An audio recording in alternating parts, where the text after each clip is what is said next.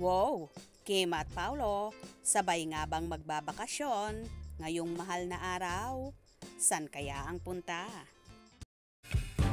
I'm overheated, can hardly sleep at night, doing crazy dreaming. You're the reason why. Hiding by the baby. Sa mga kumalat na video, habang nasa taping sila, Kim Chiu at Paolo Avellino sa serye nilang What's Wrong with Secretary Kim.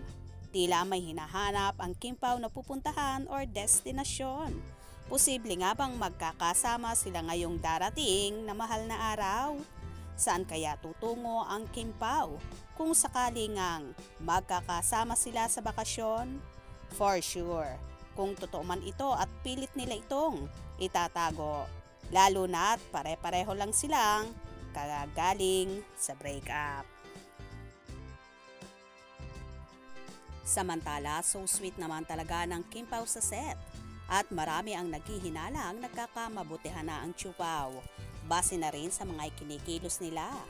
Tila may pagkakaunawaan na nga ang dalawa na ayaw pa nga lang nilang isa publiko. Alam naman natin na marami kasi ang marites sa paligid. Kahit nga sa paglalakad ng Kim Pao ay magkasama rin sila.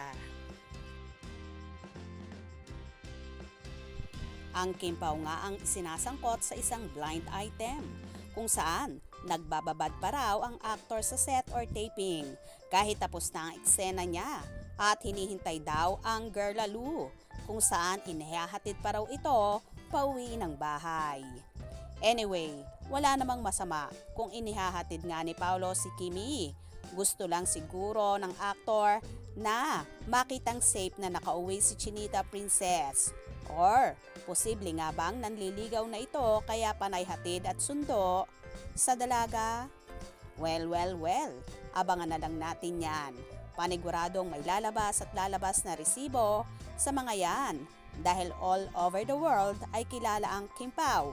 Hindi lang mula sa Apari hanggang Hulo. Kinilig ba kayo sa mga pasabog at paayuda ng Chiu Pao? Kaya naman tumutok at wag na wag pahuhuli sa mga maiinit na kaganapan. Anong inyong magiging reaction sa videong ito? Comment below.